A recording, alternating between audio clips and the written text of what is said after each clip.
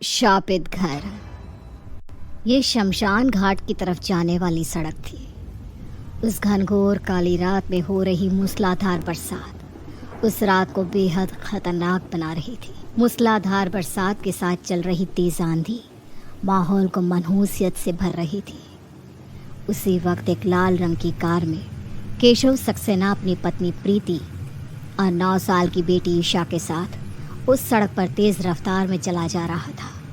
बाहर का माहौल देख ईशा और प्रीति दोनों के ही चेहरे पर डर साफ नजर आ रहा था।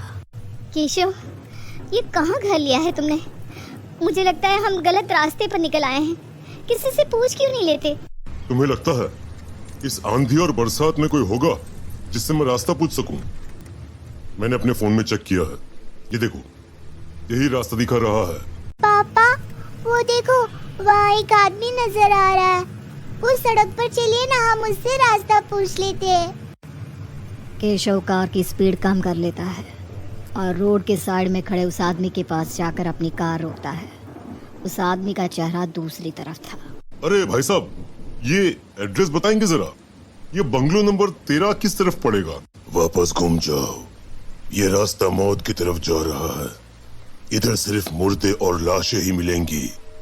वापस घूम जाओ। लेकिन भाई साहब, यहाँ ये फोन में तो यही डायरेक्शन दिखा रहा है। तभी केशव देखता है उसके फोन में डायरेक्शन चेंज हो जाती है और मैप पर यू टर्न दिखाई देने लगता है। अरे ये क्या? अभी तक तो डायरेक्शन इधर ही थी, अभी ये यू टर्न। शायद ये भाई साहब ठीक ही कह रहे हैं। केशव चलो, मुझे कुछ सही नहीं लग रहा, हमें वापस चलना चाहिए। जैसे ही प्रीति ने केशव को वापस चलने के लिए कहा तो अचानक वो आदमी भयानक तरीके से हंसने लगा, लेकिन उसका चेहरा अभी भी दूसरी तरफ ही था। उसके खौफनाक हंसी सुनकर केशव, प्रीति और ईशा बुरी तरह से घबरा गए। केशव ने जल्दी से कार को घुमा लिया। तभी वो आदमी जोर से चिल्लाने लगा, जाओ, वापस जाओ, ये रास्ता शमशान की तरफ जाता है। इधर मौत है, सिर्फ मौत। मैंने तुम्हें बचा लिया, लेकिन अब उसके कहर से तुम्हें कौन बचाएगा? बंगलो नंबर 13 यानी मौत का घर, मौत का घर। लेकिन तब तक केशव काफी दूर निकल चुका था। उसने उस आदमी की बात नहीं सुनी। कुछ देर के बाद जैसे ही केशव की कार आगे बढ़ी, सामने सिर्फ अंधेरा था। उसे कुछ भी नजर नहीं आ रहा था। कार की लाइट के सामने उबड़ खाबड़ रास्ते को देख केशव और उसकी फैमिली को एक अजीब सा डर सताने लगा। तभी अचानक आसमान में जोर से बिजली कड़की और उस बिजली के उजाले में केशव को सामने एक घर दिखाई दिया। फोन के मैप में भी अब वहीं की लोकेशन दिखाई दे रही होती है। केशव ने कार को रोक दिया। जैसे ही केशव की कार वहां रुकी, अचानक से बारिश बंद हो गई। आंधी तूफान भी रुक गया और रोड की लाइट भी जलने लगी। चारों तरफ अचानक से तेज उजाला हो गया। अरे ये क्या पापा, आपकी कार रुकते ही चारों तरफ रोशनी हो गई। केशव, मुझे कुछ ना कुछ अजीब सा लग रहा है। और ये घर, ये इतने सुनसान इलाके में क्यों है? यहाँ आसपास कोई रहता नहीं है क्या? प्रॉपर्टी डीलर ने मुझे बताया था कि ये एरिया नया डेवलप हुआ है, लेकिन यहाँ तो वाकई में दूर दूर तक कुछ नजर नहीं आ रहा। आई थिंक हमें वापस चलना चाहिए। यहाँ कुछ गड़बड़ है। हम एक रात किसी होटल में रह लेंगे। यहाँ नए शहर में आते ही सब कुछ अजीब अजीब सा हो रहा है। नहीं प्रीति, तुम डरो मत, मैं हूं ना। और अब इतनी रात में कोई होटल भी तो नहीं मिलेगा। डरते हुए प्रीति केशव और ईशा के साथ घर के अंदर जाती है। वो देखते हैं कि घर पूरी तरह से सजा हुआ है। सारा सामान अपनी जगह पर इस तरह व्यवस्थित था जैसे वहाँ कोई रहता हो। ये देखकर वो तीनों हैरान रह जाते हैं।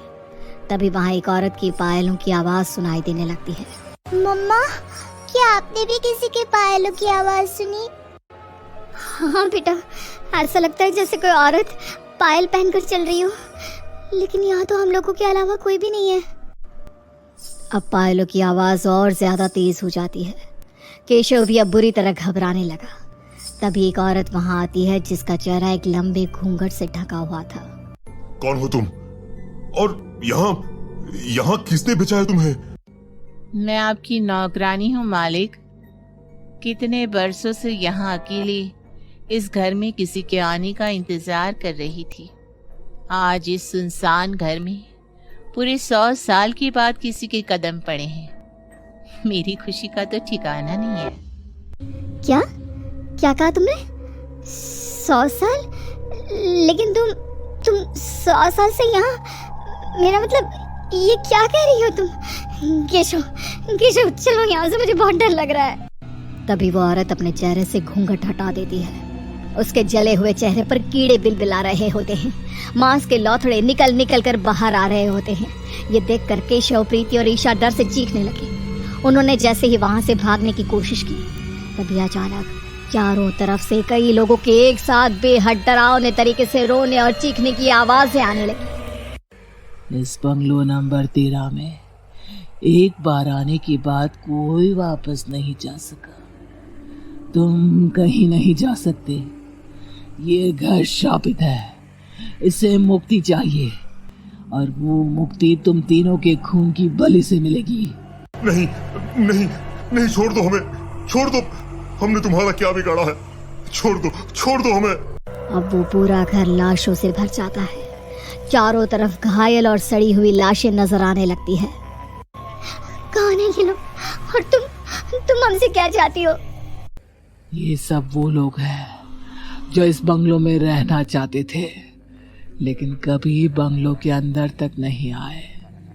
कोई इस सुनसान सड़क से, तो कोई इस बंगलों के दरवाजे से ही वापस लौट गया। लेकिन तुम लोग अंदर आ गए, तो अब तुम्हारा खून मुझे मुक्ति देगा, और उसके बाद ही ये बंगला और इसके आसपास का 5 किलोमीटर का पूरा एरिया शाप मुक्त होगा। क्या कैसा श्राप? यहाँ झोपड़ी बनाकर रहती थी मैं अपने परिवार के साथ। मेरे 3 छोटे बच्चे थे, लेकिन उस सेठ ने यहाँ पर यह बंगला बनाने के लिए मेरी झोपड़ी में आग लगा दी। मैं और मेरे बच्चे उसमें जलकर मर गए। लेकिन एक माँ हूं ना, अपने बच्चों की मुक्ति के लिए भटक रही हूँ। लेकिन मेरा परिवार ही क्यों? देखो प्लीज हमें जाने दो। 3 बेटियां थी मेरी, 1 साल की, 3 साल की और 9 साल की, बिल्कुल तुम्हारी इस बेटी की उम्र की। मेरी दोनों छोटी बेटियों को मुक्ति मिल गई, लेकिन मेरी 9 साल की बेटी आज भी तड़प रही है, और उसके लिए मुझे तुम्हारी इस बेटी की बलि चाहिए। नहीं, ऐसा नहीं हो सकता। अब ऐसा होकर रहेगा। शुक्र हो मेरे पति का, जिसने तुम्हें इस रास्ते भेजा। और इसी के साथ देखते ही देखते वो औरत उन तीनों के शरीर के टुकड़े कर देती है।